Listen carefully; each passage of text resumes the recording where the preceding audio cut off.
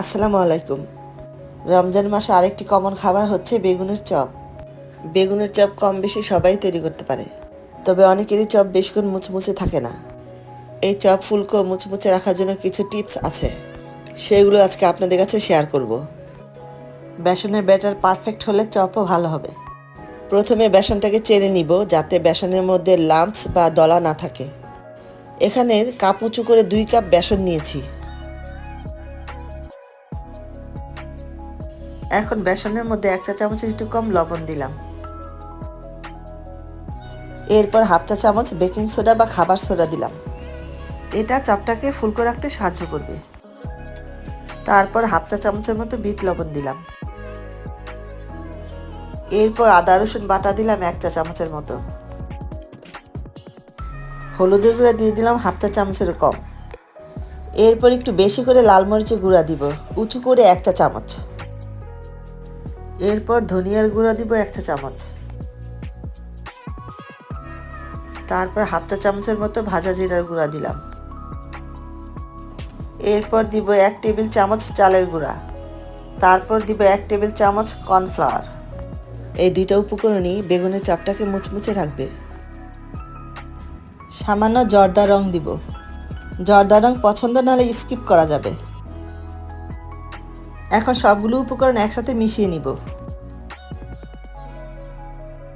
এখন ধীরে ধীরে পানি দিয়ে বেসন গোলাতে থাকব। আমার কাছে হাতে মাখতে বেশি সুবিধা লাগে, তাই আমি হাত দিয়ে ব্যাটার তৈরি করে নিচ্ছি। আপনারা চাইলে একটা বিটারের সাহায্যে নিয়ে ব্যাটার তৈরি করে নিতে পারেন। সবটুকু পানি একসাথে ঢেলে দিব না। পানি একসাথে ঢেলে দিলে পানির পরিমাণ বেশি হয়ে যাবে, এতে করে বেসন পাতলা হয়ে যেতে পারে। তাই অল্প অল্প করে পানি দিব, যতটুকু পানি লাগবে। বেসন বেশি সময় নিয়ে বিট করলে বেসনের গোলা স্মুথ হবে। বেসনের ঘনত্বটা দেখুন কতটুকু ঘন হয়েছে। ব্যাটারটা অতিরিক্ত ঘনও করব না, আবার পাতলাও করব না।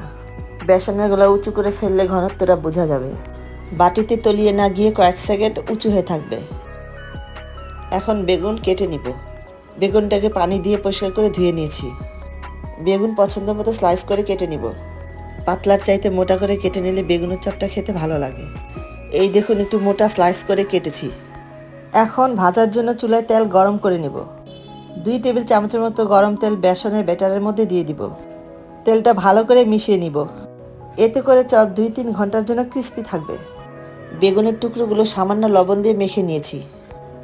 আপনারা চাইলে বেগুনের মধ্যে লবণের সাথে একটু লাল মরিচের গুঁড়া দিয়ে মেখে নিতে পারেন। বেগুনের পিস বেসনের মধ্যে ডুবিয়ে কোট করে নিব। এরপর এক পিস করে গরম তেলের মধ্যে দিয়ে দিব। ভাজার সময় চুলা রাখবো মিডিয়াম টু হাইয়ের মাঝামাঝি রাখবো।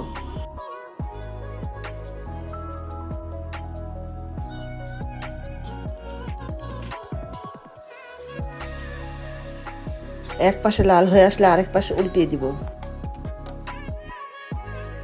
কয়েকবার উল্টিয়ে পাল্টিয়ে ভেজে নিব। বেগুনগুলি গোল্ডেন কালার হয়ে আসলে তুলে ফেলবো।